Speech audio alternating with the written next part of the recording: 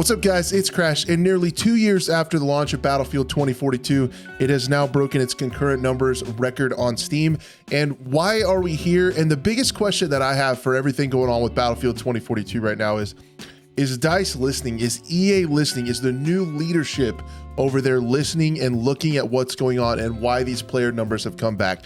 We can look at really actually what is going on, and the two biggest things are, right, the big discount and the free weekend. That's why a lot of people are jumping into the game and checking it out. But you have the most people looking at the game since launch, and to look at over the 2 years how many improvements have been made to the game and how much better it is now, it's to a point where now this long after launch, it's finally in a state where you're excited to get people to see the game, right? Like, you're looking forward to see them.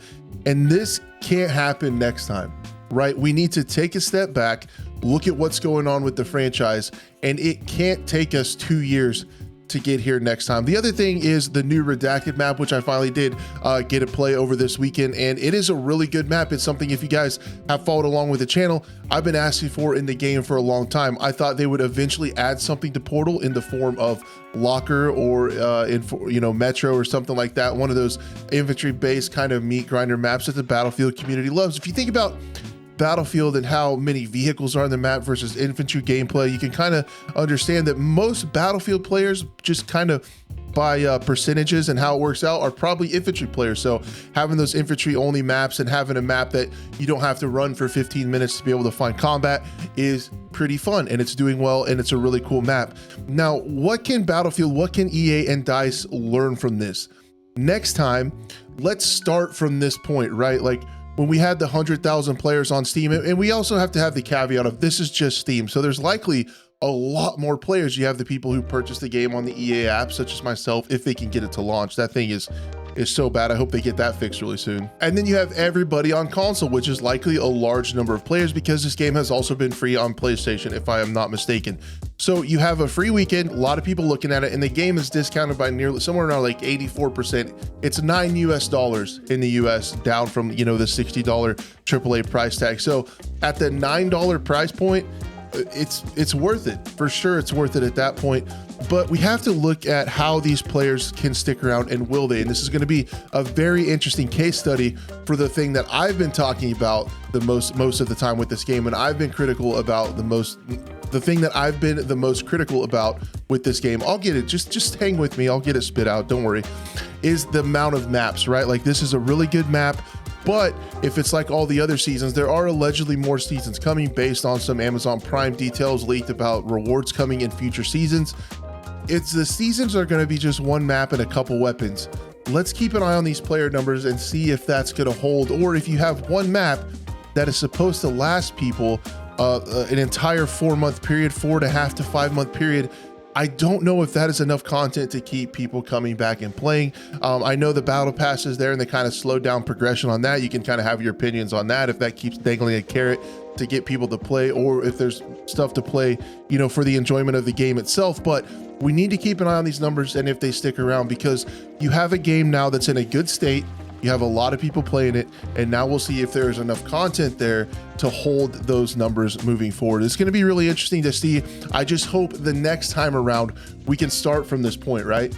Like, we don't have to start 2 years before the game should have launched kind of state, is what I'm hoping we're learning. I don't know. I mean, I really hope next time we can, like I said, we can start from this point, hang on to those players, and the community can be healthy again. But why I've harped on maps so much, because if you think about Battlefield, the maps are the Battlefield, right? A lot of games have different kind of content. I play a lot of Rainbow Six Siege, and Call of Duty has a lot of different content too. I play a lot of different shooters, but when you talk about Battlefield, that is it.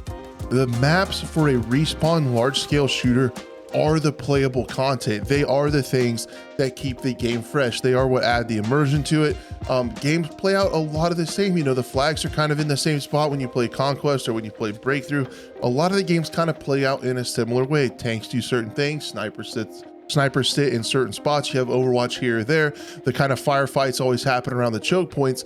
And if you don't have a lot of maps, then that can start to get a little bit stale in a respawn game mode, because you have the respawn, you know, run up to the choke point, get a few kills, die, repeat over and over and over. So I've really harped on maps, and I just really hope next time, I don't know if premium is the answer, if people need to be paying for maps, however it works out, we really just need more playable content, because if you look at Battlefield 2042, 2 years after launch, it still has by far the lowest map count of any of the Battlefields in history, like by far. So watching these player numbers and how they hang on after the free weekend and after the discount is going to be a really interesting case study to see if where the game is at now is enough content to keep people engaged moving forward. And I really hope this isn't the case next year. I hope we can go back to having maybe, you know, like I'm guessing the days of the premium are over where we get 4 maps. I remember Battlefield 1, I would get so excited I would actually take off work for when they were gonna drop the map packs for Battlefield 1.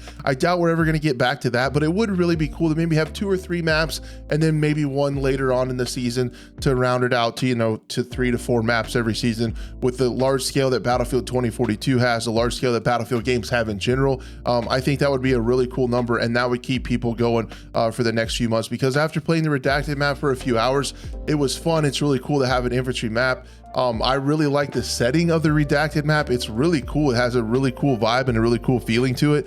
But I just don't know if that one map is going to be able to, you know, keep your attention moving forward for an entire 4 to 5 month period, however long it's going to be until the next alleged season of the game. And if you really think about the content in this game, I don't feel like, you know, at least 3 maps a season would be too much to ask, because if you guys recall, you have a Battlefield where they took the campaign out so they could focus on multiplayer. They discontinued Hazard Zone right off the bat so they could focus on, you know, respawn regular Battlefield multiplayer all-out warfare. And they also haven't made a single content addition to the other mode in Portal so they could focus on the multiplayer edition, and you still have the lowest map count of any Battlefield ever. So it's hard to wrap my head around that, like why that is a thing and how that is a thing. But to say the least, after 2 years, they've built up enough content, they've got the game in a good enough place, they've made enough changes to where a lot of people are checking it out, and let's see moving forward if those players stay. All of it's to say, you know, EA and DICE, new leadership, Vince Zampella, all the new folks over there, we need the game to start here next time. Let's not take 2 years to get it to where it should have started. Let's start here and build and move forward with a lot of maps. You know, we have that server browser in this game, maybe not having the specialist. I think we'd have a Battlefield on our hands, and it would be really cool to see the community come back. So I'm really interested to see what is next. I think Battlefield 2042 has kind of been played out for me. It leaves a little bit of a sour taste in my mouth, how it was launched, what we were told, how it was supposed to be, and it really didn't come out. For those of you guys who are playing it and having fun, that's awesome. I'm glad some folks are getting their money's worth out of it. I'll definitely be checking it out. I'll definitely be following along with what's going on, but my eyes are forward into what is next for Battlefield 2042, and that all starts with paying attention, listening to what's going on now, and understanding there's a lot of people looking at the game, and the reason is it's a finished game. It's finally getting a reasonable amount of content with the maps edition over the last few years. And man, maps are the Battlefield. Let's get some more of those.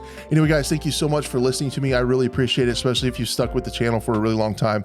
I can't tell you in words how much I appreciate you. Have a great week, and we'll see you later on.